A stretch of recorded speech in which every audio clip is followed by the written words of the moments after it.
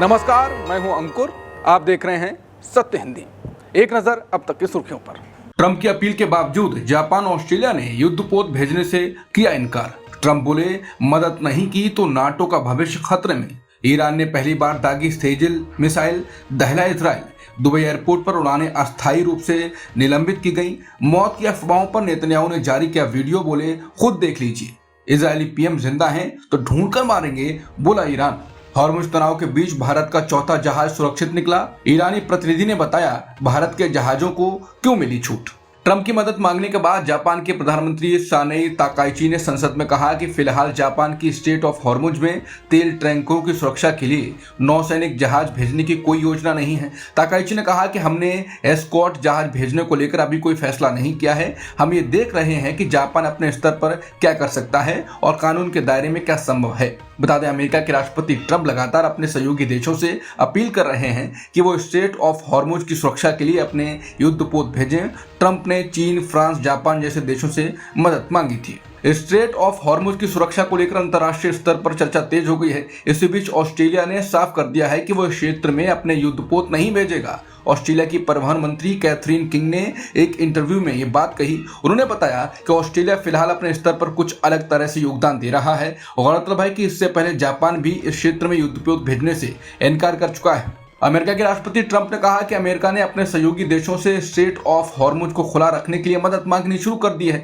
Media से बात करते हुए ट्रंप ने कहा, ये समुद्री रास्ता कई देशों के लिए बेहद महत्वपूर्ण है क्योंकि यहीं से उन्हें अपनी ऊर्जा की आपूर्ति मिलती है। ट्रंप ने कहा कि मैं इन देशों से कह रहा हूं कि वो आगे आएं और अपने क्षेत्र की सुरक्षा करें क्योंकि ये वही रास्ता है जिससे उन्हें ऊर्जा मिलती है। उन्होंने ये भी कहा कि अमेरिका के पास खुद काफी तेल है, इसलिए कुछ लोग ये तर्क दे सकते हैं कि अमेरिका को इस मामले में शामिल होने की जरूरत भी नहीं है। ट्रंप के मुताबिक अमेरिका अब तक 7 देशों से बातचीत कर चुका है। इनमें से कई देश नाटो के मेंबर हैं। ट्रंप ने कहा कि अमेरिका हमेशा नाटो देशों की मदद करता है और यूक्रेन के मुद्दे पर भी उनका समर्थन कर रहा है। उन्होंने कहा, यह देखना दिलचस्प होगा कि ऐसा कौन सा देश है जो इस छोटे से प्रयास में अमेरिका की मदद नहीं करता। वो बोले, अगर अमेरिका के सहयोगी देश नाटो की मदद नहीं करते हैं तो स्ट्रेट ऑफ हॉर्मुज को खोलने में साथ नहीं देते तो नाटो का भविष्य बहुत खराब हो सकता है।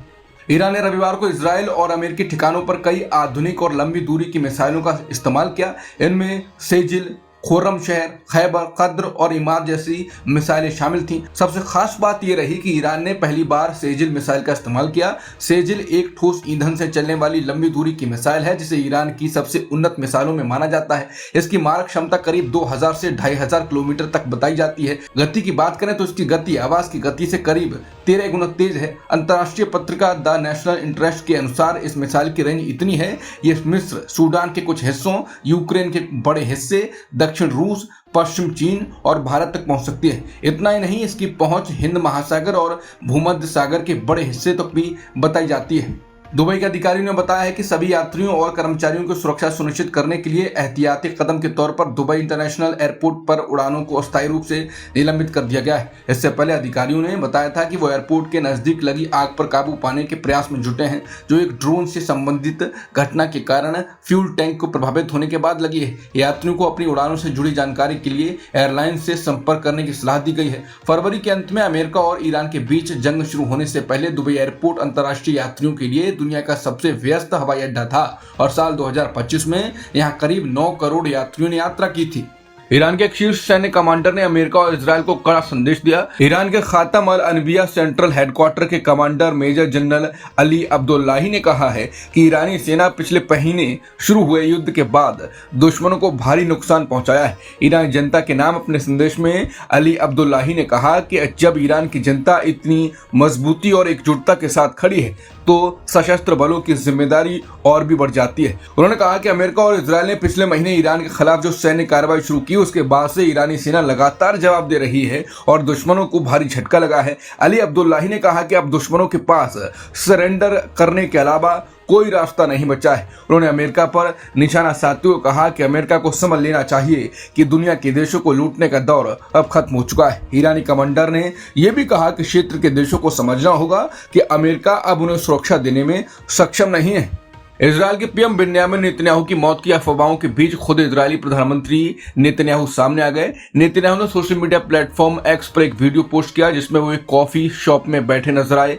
वीडियो के साथ उन्होंने मजाकिया अंदाज में लिखा, लोग कह रहे हैं कि मैं क्या, खुद देख लीजिए। इस वीडियो के जरिए नेतन्याहू ने साफ संदेश देने की कोशिश की कि उनकी मौत की खबरें पूरी तरह झूठी और अफवाह हैं।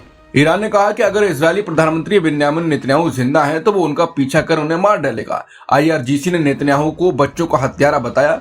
ईरान की सरकारी न्यूज एजेंसी इरना ने एक सोशल मीडिया पोस्ट में इसकी जानकारी दी। वहीं दक्षिण अफ्रीका में ईरानी दूतावास ने एक सोशल मीडिया पोस्ट में लिखा, इससे बिल्कुल भी फर्क नहीं पड़ता कि नेतन्याहू जिंदा हैं या मर चुके हैं। एक मिनाबी लड़के के बाल का एक रेशा भी उनके पूरे वजूद से कहीं ज्यादा कीमती है। कांग्रेस के नेता सुप्रिया श्रीनेत ने भारत की विदेश नीति को लेकर केंद्र सरकार पर सवाल उठाए। सुप्रिया श्रीनेत ने सोशल मीडिया पर एक वीडियो साझा किया है जिसमें एक ईरानी प्रतिनिधि से पूछा जाता है कि क्या भारत के लिए कोई खास रियायत दी जाएगी। इस सवाल के जवाब में ईरानी प्रतिनिधि कहते हैं कि उन्होंने देखा है कि भारत के ज्यादातर लोगों में ईरान के लिए सहानुभूति है। उनके मुताबिक कई भारतीयों ने अमेरिका के युद्ध की आलोचना की है और बच्चों पर हमलों के खिलाफ आवाज उठाई है। ईरानी प्रतिनिधि ने कहा कि उन्होंने ईरान को संदेश दिया कि जो भारतीय लोग ईरान का समर्थन करते हैं उन्हें गैस की जरूरत है, इसलिए सरकार ने इसकी अनुमति दे दी। इस बयान को लेकर सुप्रिया श्रीनेत ने केंद्र सरकार की विदेश नीति पर सवाल उठाया। उन्होंने कहा कि अगर स्ट्रेट ऑफ हॉर्मुज से भारत के जहाज गुजर पा रहे हैं या भारत को कोई रियायत मिल रही है तो इसका श्रेय भारत की जनता को जाता है। सुप्रिया श्रीनेत ने आरोप लगाया कि पीएम मोदी और विदेश मंत्री एस जयशंकर के नेतृत्व में भारत की विदेश नीति सफल नहीं रही है। भारत का झंडा लगाए एक तेल टैंकर जगलाडकी सुरक्षित रूप से संयुक्त अरब अमीरात के फुजैरा बंदरगाह से रवाना हो गया है। इस टैंकर ने करीब 80,800 टन कच्चा तेल लोड किया है और ये भारत के लिए रवाना हुआ है। सरकार की ओर से मिली जानकारी के मुताबिक एक जहाज भारतीय समय के अनुसार सुबह 10:30 पर फुजैरा से निकला।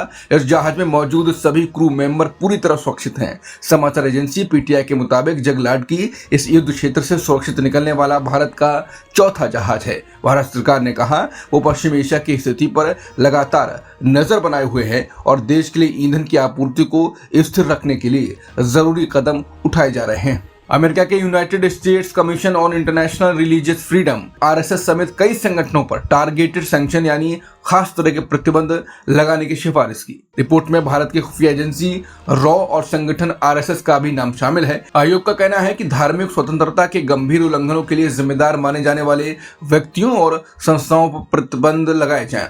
इसमें उनकी संपत्ति फ्रीज करना और अमेरिका में प्रवेश पर रोक लगाना भी शामिल हो सकता है। ये सिफारिश आयोग की 2026 की वार्षिक रिपोर्ट में की गई है जिसे 4 मार्च 2026 को जारी किया गया। रिपोर्ट में अमेरिकी संसद यानी US कांग्रेस ये भी कहा गया है वो ट्रांसनेशनल रिप्रेशन रिपोर्टिंग एक्ट 2024 को दोबारा पेश कर पास करे। इस कानून के तहत अमेरिका में रहने वाले धार्मिक अल्पसंख्यकों को निशाना बनाने के मामलों की हर साल रिपोर्ट तैयार की जाएगी। रिपोर्ट में भारत को उन देशों की सूची में रखने की सिफारिश की गई है जिन्हें कंट्रीज ऑफ पर्टिकुलर कंसर्न कहा जाता है। इन देशों पर धार्मिक आजादी के गंभीर उल्लंघनों का आरोप लगाया जाता है। आयोग ने अमेरिकी सरकार से यह भी कहा कि आर्म्स एक्सपोर्ट कंट्रोल एक्ट की धारा 6 लागू करते हुए भारत को हथियारों की बिक्री रोकने पर विचार किया जाए।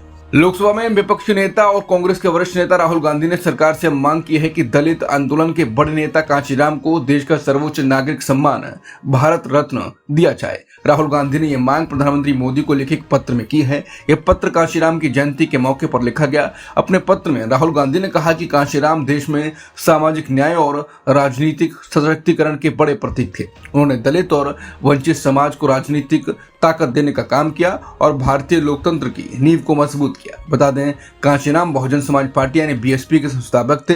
उनका निधन साल 2006 में हुआ था। अब तक की खबरों में इतना ही। बाकी खबरों के लिए बने रहिए सत्यहिंदी.com के साथ। Copyright disclaimer under Section 107 of the Copyright Act 1976. Allowance is made for fair use for purposes such as criticism, comment, news reporting, scholarship, and research. Fair use is a use permitted by copyright statute that might otherwise be infringing.